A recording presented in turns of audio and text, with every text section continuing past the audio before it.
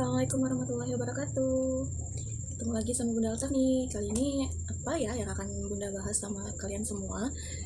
Sebetulnya saat ini tuh Bunda lagi ngalamin yang namanya telat haid dan jadi flashback gitu kan untuk kehamilan pertama Bunda, untuk kehamilan pertama pada saat Altaf itu. Jadi Bunda berencana akan sharing tentang promilnya Bunda di kehamilan pertama kemarin. Jadi stay tune terus.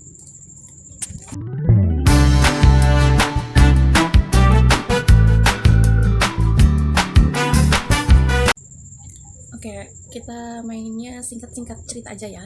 Jadi itu Bunda itu menikah pada tahun 2017, tanggal 25 Januari, menikah di tahun 2017, dan intinya tuh nggak ada yang namanya pikiran kalau bakal lama atau bakal cepet atau gimana pikirnya, ya nanti nikah pasti nggak lama punya anak gitu doang pikiranku. Ternyata Allahu alam ya, qadarullah, Allah kasihnya pada saat umur pernikahan ke 2 tahun. Intinya yang Bunda jalani setelah menikah itu tidak langsung promil memang, tapi tiba-tiba setelah menikah haidnya itu jadi kacau. Kacaunya seperti apa?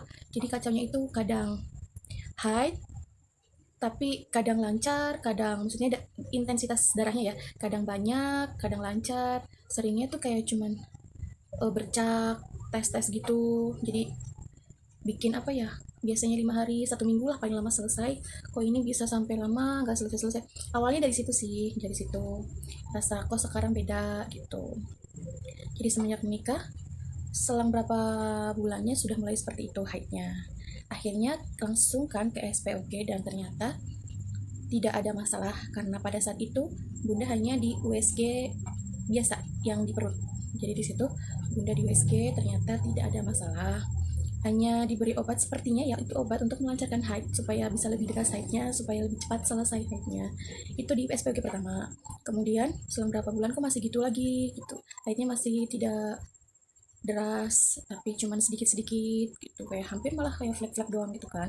Akhirnya lanjutkan ke SPOG kedua, kemudian disuruh tes pack, ternyata hasilnya negatif dan langsung ditindak USG transvaginal atau vagina sama aja ya. Jadi USG itu kan langsung kan ke dalam lewat vagina, jadi lebih jelas. Tapi di situ dokternya mungkin kurang apa ya, kurang gamblang menjelaskannya, dan pokoknya intinya cuma dikasih obat aja, tidak nggak ngomong apa-apa lah, nggak ngomong ini kenapa itu nggak ngomong. Jadi pada saat itu cuma dikasih obat dan ya tahu-tahu berhenti sendiri kali. Lupa juga kan udah sekitar berapa tahun ya ini baru kita sharing. Kemudian nggak lama juga pernah ke bidan di dekat rumah. Bidan itu juga pernah memberikan aku pil KB untuk melancarkan itu haidnya kayaknya. Jadi ada harinya kan, jadi harus diminum sesuai hari anak panah gitulah. Mungkin dari bunda sekalian pernah mencoba untuk konsumsi itu dari dokter atau bidan yang kalian pernah datangi. Nah di situ tetap aja maksudnya kendalanya gitu, haidnya nggak deres, haidnya kecret, kalau di sini bilang tuh kayak nggak tuntas gitu kan. Sampai pada akhirnya bulan ke-9 pernikahan itu tuh ada temen yang bikin postingan di Facebook dan bilang kalau dia itu ternyata baru tahu kalau dia itu terkena PCOS gitu. Aku mikir tanda-tandanya, aku langsung searching kan tanda-tandanya seperti apa, dan gimana yang dirasain gitu gitulah. Aku jadi parno, aku mikirnya apa aku iya nih gitu kan. Sampai akhirnya aku juga ke dokter yang tempat temen gue itu cek kan, sampai sana sama suami dan langsung di USG vaginal sama kayak yang tadi dokter kedua tadi kan. Dan ternyata tidak disangka-sangka, ternyata aku melihat hasil USG-nya itu banyak lubang-lubang kecil di rahimku guys. Ternyata itu adalah PCOS, kita baca biasa aja ya, PCOS. Jadi polikistik ya, ovarium syndrome. Mohon maaf kalau ada kesalahan pengucapan. Jadi PCOS itu kalian bisa searching lebih dalam di Google. Yang intinya PCOS itu sel telurnya kecil-kecil guys, jadi susah untuk dibuahi oleh sperma. Jadi biasanya PCOS itu ada yang tipenya gemuk, ada yang tipenya kurus. Jadi tidak semuanya gemuk, tidak semuanya kurus gitu. Ada yang haidnya lancar tiap bulan, ada juga yang tidak haid, bisa berapa bulan sekali baru haid kayak gitu. Kadang juga tandanya juga apa, bulu-bulunya di tangan atau di kaki lebar atau di muka, rambutnya rontok, itu ciri-ciri umumnya ya. Kemudian gampang naik berat badannya. Kemudian apalagi ya, ya kalian bisa cari sendiri lah ya. seperti apa tanda-tandanya PCOS itu. Nah pas tahu itu tuh aku kayak jadi kayak apa ya, kayak tir di siang bolong. Aku tahu kalau aku ternyata sama kayak temanku ini nih, aku PCOS dan itu bikin susah hamil loh. Jadi ada perasaan gimana ya, ya Allah, kayak ini susah punya anak gara-gara aku nih gitu. Jadi kayak gitulah. Apalagi aku kan kepengen juga punya anak kan, pengen punya anak cepat gitu. Dan di situ ya banyak, dokter juga banyak mengarahkan untuk kayak turunin dulu berat badannya paling nggak 5-10% lah dari berat badan sekarang, karena jujur pada saat itu guys, bunda itu ada di angka yang tidak, sangat-sangat tidak, sangat-sangat tidak pantas untuk diucapkan, karena saat itu tuh ada di 80 kilo. Coba bayangin 80 kilo, seenggak-enggaknya tuh kita harus turunin kan 10%-nya, jadi mungkin sekitar 8 kilo ya. Ya bener sih, begitu kayaknya.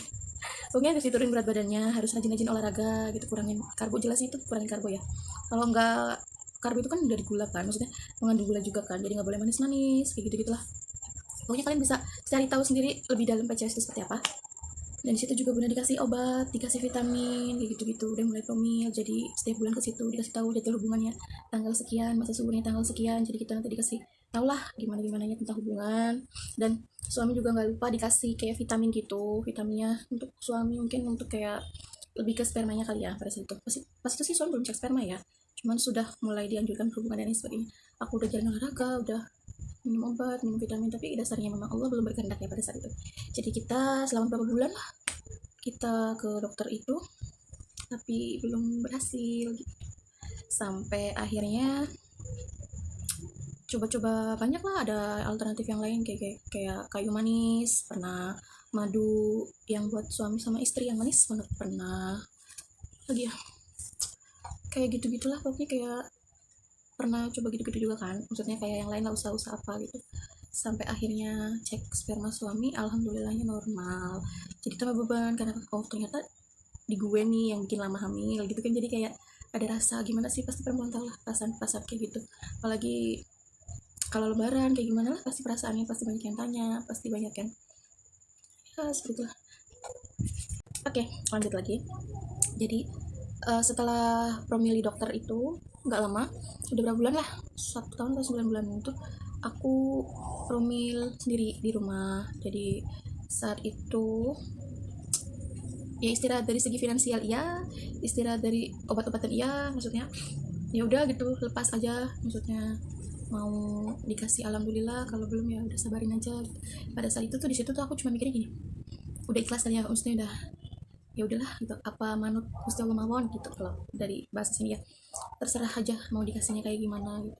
Jadi aku cuma ikhlas, aku cuma berdoanya gini, ya Allah pada saat itu ya Allah kalau memang di dunia ini uh, jalannya memang aku harus berdoa aja nih gitu sama suami, insya Allah aku ikhlas. Aku cuma berdoa gitu doang, karena aku mungkin ya memang kalau memang ditakdirkannya berdoa aja gitu, mungkin nanti di akhiratnya ketemu, bisa dikasih anak gitu, maksudnya nanti ketemu di akhirat kan alhamdulillah.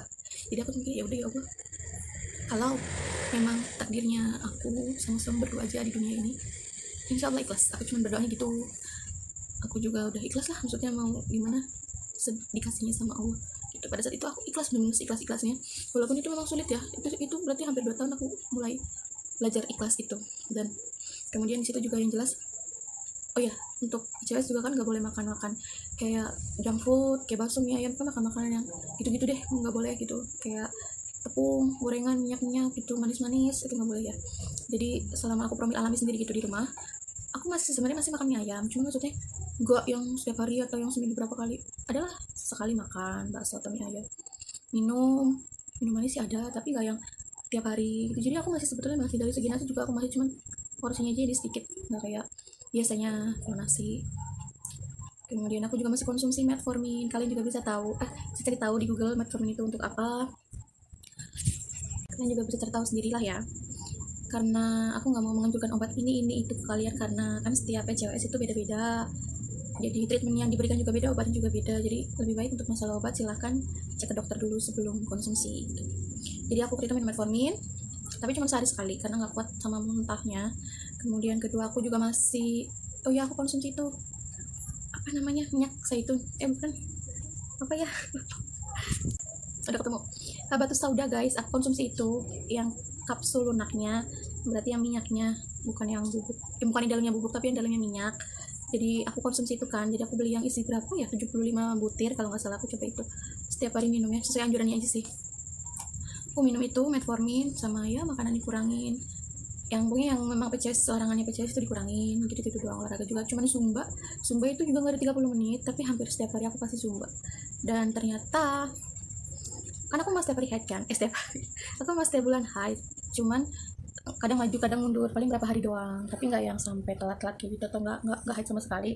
Jadi waktu itu karena saking seringnya tes pack tapi hasilnya satu garis satu strip, jadi aku paling anti tes kan. Jadi waktu itu haid, waktunya haid udah telat 9 hari aku baru tes. Dan apa ya, itu pun juga karena ngerasa tanda-tandanya maksudnya aku jadi kayak orang masuk angin. Setiap hari tuh mual, muntah, setiap sarapan gak ada nafsu kan, nanti kan aku paksain sarapan nanti aku muntah kayak gitu ya, terus perutnya gak enak, terus kayak asam lambung gitu, jadi kayak masuk angin, udah dikerokin tapi kok nggak sembuh-sembuh gitu, masih kayak mual-mual juga. Itu cuma mual deh kayaknya, mual-mual doang. Terus di tespeknya pun itu jam 10 pagi, tidak pada saat baru bangun tidur dan pada saat tingkat TC-nya tinggi. Alhamdulillah nih, samar guys, samar, udah senengnya luar biasa. Penantian 2 tahun coba, alhamdulillah banget. Dan di situ besoknya baru tespek lagi pada saat baru bangun tidur, dengan tespek yang bermerek sama satunya mereknya beda lagi, jadi yang hari sebelumnya gitu. Nanti aku cantumin ya gambar tespeknya pada saat hamilnya Altaf.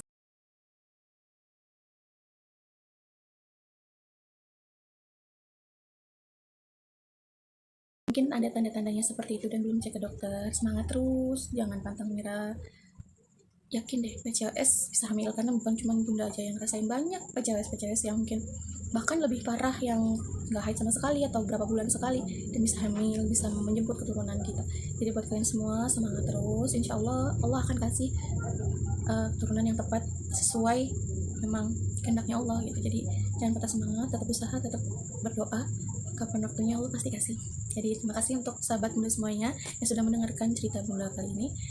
Nanti ada part selanjutnya, karena bunda saat ini lagi telat haid dan doain mudah-mudahan ini apa nggak tahu karena udah telat 2 minggu.